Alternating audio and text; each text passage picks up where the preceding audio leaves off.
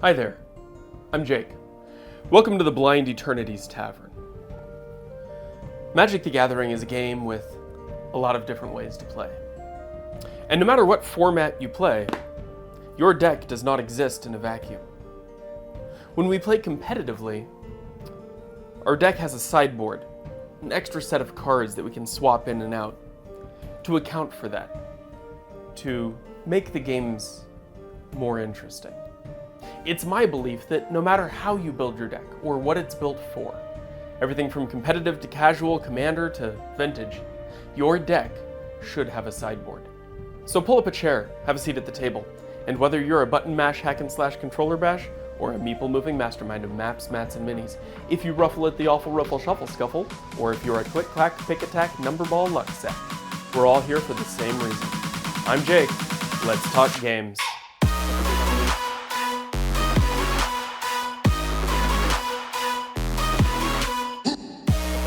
So before we start talking about sideboards, I just wanted to say thank you. We just hit 1,000 subscribers, and it's really amazing to have this community and have all of you watching. So thank you so much from the bottom of my heart. This is really fun. But let's get on to the topic at hand. How do we implement sideboards in other formats? And I think we should start by talking about what a sideboard is.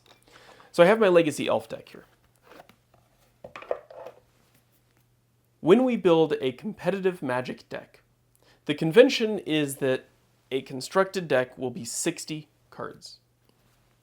And we will have a strategy that we are trying to employ within these 60 cards.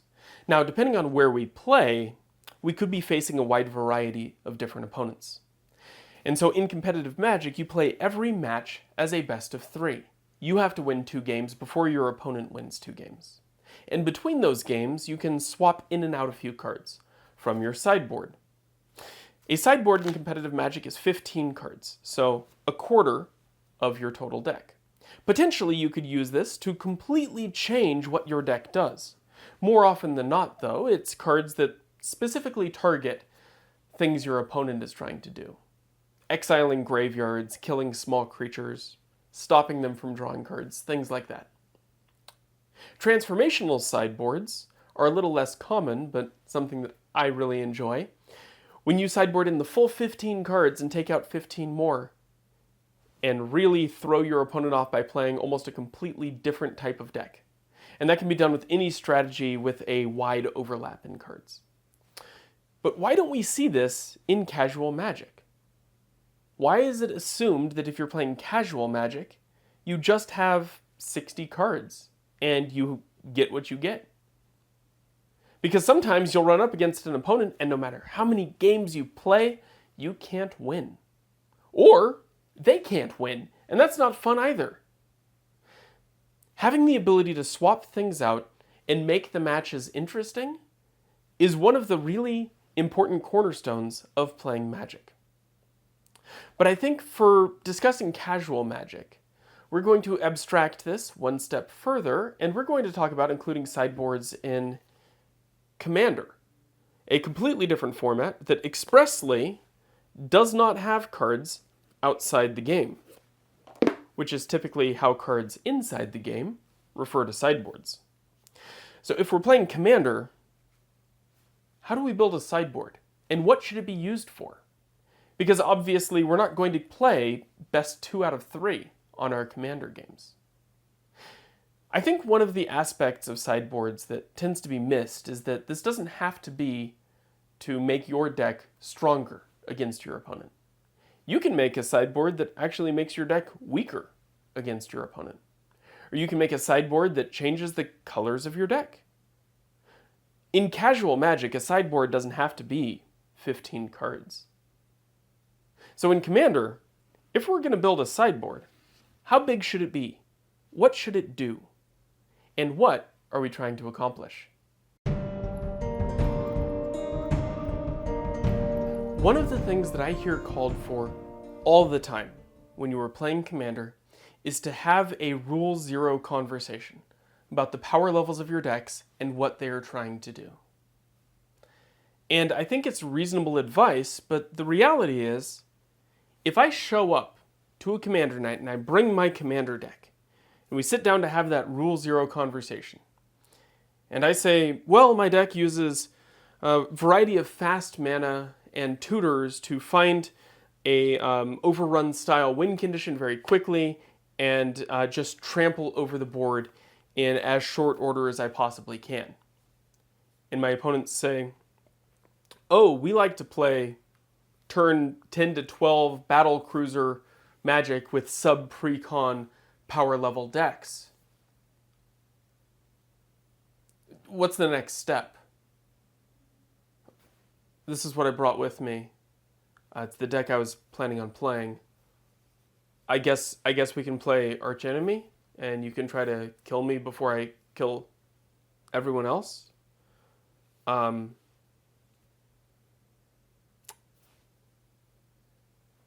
You sideboard. The answer is you have a selection of cards that you can add to your deck to make it stronger or weaker, to change the power profile and the overall strategy of that deck. When you have those rule zero conversations, when people balk at a specific aspect of your deck, you can now make changes. And I think that's really important. And I think that's something that more people should try. It allows you to play your high-powered decks in a wider variety of locations, and it gives you an option to bring a low-powered janky deck that you can then power up a little bit to meet the rest of the table. In my opinion, Commander is a game that should be done fairly quickly. If you are experiencing 6-7 hour games, you can probably retool your decks a little bit to make it quicker. And the reason I say this is because I think it's really important that when you finish a game of Commander, you can go again. It shouldn't be an all-day affair where you get to play one deck and have that be your Commander experience for the day. One of the issues I've run into in the past is people feel like if I don't squeeze every last drop of fun out of every game I play, this experience was a waste. But I think Commander should be a little bit more fluid than that. As you play, win or lose, you can shuffle up and try again. And over the course of several games, you can find that fun you're looking for. But just building boardwipe.deck to draw out the game as long as humanly possible, I think reduces the overall fun for everyone. And having a sideboard that you can tweak your deck a little bit before the game begins can make everyone's day a little bit brighter. So now I want to talk about two decks that I have with a sideboard in Commander. And I want to talk about why they have those sideboards and what I'm trying to accomplish with that. And then I want to talk about a third deck that needs a sideboard. And I'll explain that as well. The first deck is a Commander deck that I built about 6 months ago. And it is helmed by Halden and Paco. Now, the art's a little bit different here. I had these custom printed. But the deck is centered around using adventure cards. And I've added a third restriction to this, that the adventure cards need to be above 3 mana.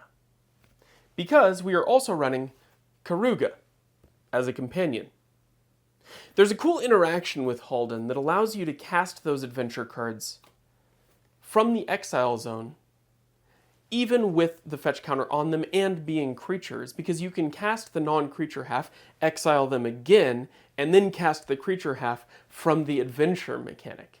This allows you to cast many cards from exile, and you can really capitalize on cards that care about that sort of thing. The problem is, because we are restricting ourselves to cards above 3 mana, the deck is slow.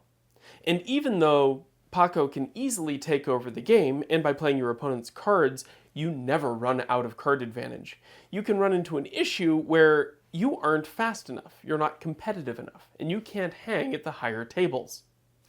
So to mitigate that, and to give me the ability to play the deck a little more often, we can ditch our companion. And I'm sorry, Tree Trunks, but when you go, the deck gets a lot stronger. Because we can then start using our sideboard. And the deck goes from a 6 or 7 right up there to fringe CEDH. We pull out all the adventure stuff. We add all of the fast mana stuff. We add tutors, we add combos, we add Gilded Drake, and all of a sudden, we have a deck that can play very quickly and threaten a very quick win while holding up all of our opponent's interaction. Having that sideboard included allows me to play the deck more often against more people, and it never gets stale. One of my worries with printing a deck like this, because this is proxied, is that you can't change it up as easily. But with a side deck like that, a sideboard, you can. And that's really important for playing in a wide variety of locations against a wide variety of other decks. The second deck that I have a sideboard for is a deck that I've shown in a prior video, and that is my Jund Mana Burn deck. It's intended to be a sort of throwback to the 90s, where every card is old bordered, and Mana Burn exists again. And treasures are worthless. It's got some stacks pieces in it. It's got some burn. It's got some group slug. All of the things that we loved and hated about Magic before the new borders. But one of the things that I noticed about older Magic cards is that they tend to have gaps. And there's no way that you can build a deck that can face any opponent with just a single deck. So I also have a sideboard for this deck. Now, this sideboard is a little more substantial. I have about 50 cards in the sideboard. I can swap out a full half of the deck. Some of these I've gone through on the same video that I walked through the deck. But essentially, this is to cover every possible eventuality of opponents that I'm playing against. And the ceiling for this deck is a lot lower. There's no way I'm going to be able to play a CEDH game in Jund with only old border cards. But it can get more targeted. And if I am running up against a bunch of blue decks, the boil is coming in. Jocular Hops becomes a lot more appealing. And there's just a lot of other options available to us. I don't tend to sideboard this deck too much anymore, just because I like the balance of where the deck is at. But it's good to have those options available. And if you do play this deck a couple of times in a row in a group and they decide that, they really don't like playing against it, but you still are interested, you can make some adjustments to make the deck a little bit more palatable. You can bring the power level down, slow it up a little bit, change it from being quite so punishing. And I think that's really cool. That's one of the beauties of building a sideboard like that. But now I want to talk about a deck that I have that desperately needs a sideboard. Because I built this deck 5 years ago. And I've played it 7 times. And that just doesn't justify having the deck put together the way that it is. But I don't feel right playing a CEDH deck at any non-CEDH table, because it's honestly not fun for anybody involved. So let's talk about how we build a sideboard for Commander to power down a CEDH deck, but still have it maintain the character of the original deck. So now let's talk about one of my decks that desperately needs a sideboard. Because for all the work that I've put into it, and all of the times that I've goldfished it and played it against my wife, tried it out in other situations, I've really only had a chance to play it for real 7 times. Some of you may know my CEDH deck is the Gitrog Monster. It's a green-black combo deck that relies on discarding Dakmor Salvage over and over to draw your entire deck, and then cast fast mana, and then do a variety of different things that gets you to a win. The easiest is just generating a boatload of mana and casting Exsanguinate to drain the rest of the table. And I heard a test that somebody posed earlier this week for a CDH deck about whether or not it passes the Jester's Cap test. If your opponent resolves a Jester's Cap against you, meaning they get to exile 3 of the cards out of your library, can you still win? The answer to the Get Rug monster is usually no. It's very unlikely you're going to win without the combo, and if they're able to exile those pieces, you lose. You can technically win by attacking with creatures, but that's a lot harder to do. So if we don't pass the Jester's Cap test, then this sideboard exercise should be fairly simple. We take out our discard enablers and our Dakmor Salvage, and all of a sudden, we can't do the combo. So we replace those with other cards that care about lands in the graveyard, allow you to dredge in other ways. Things like Threads of Undying. But that doesn't make our deck non-CEDH. It's probably not going to win, but you can't play that at a casual table. So we have to go a little bit further. So let's pull out all of the cards that really set this apart to that CEDH scale. The first thing I would point to is tutors. Our ability to find any card in our deck whenever we want it means any green-black combo that we put in our deck is at our fingertips every time. So to power down this deck, we should be taking out a portion of these. Any casual commander deck can have some tutors in it, but once it reaches a critical mass, you start having issues. So let's include those in our potential power level sideboard. Next up, we have our fast mana. I've left Soul Ring in the deck because I think it's in most decks anyways. But let's pull out the Mana Crypt, Mana Vault, Cabal Ritual, a couple of others. Because chances are, if we can get our Get Rug monster into play super early, we might just win by attacking with that alone. And so we want to minimize how often that happens. And finally, taking out a few of the alternate win conditions and other just extremely powerful cards. This being Doomsday, Necropotence, Hermit Druid, and Yawgmoth's Will. By removing those, we now have to rely primarily on combat damage.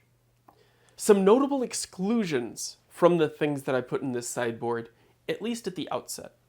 I don't have the Eldrazi Titans in there. I'm leaving those in the deck. I think they're really interesting cards, and I think that getting to that 10, 11 mana legitimately is kind of a fun objective to have, and it's cool even at fairly low-powered tables.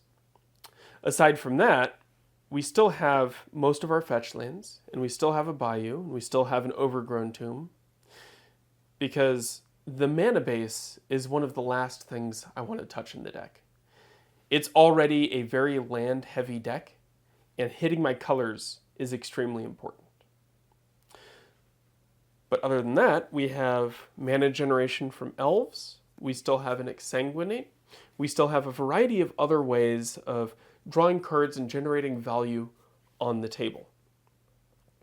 But for the cards that we put in to lower the power level, I think we have a lot of options. We can include a Reanimator package. We can include other cards that care about Get Rug monster type abilities, playing multiple lands per turn. The ability to play lands out of the graveyard. Right now I have a Ramunap Excavator in here, but it might be worth running a Crucible of Worlds. There's a variety of different ways that we can change up the deck to make it more interesting to play against. And I'm hoping that by making those changes, I'll be able to put together a Get Rug monster deck that I can play a little bit more often with a few more people.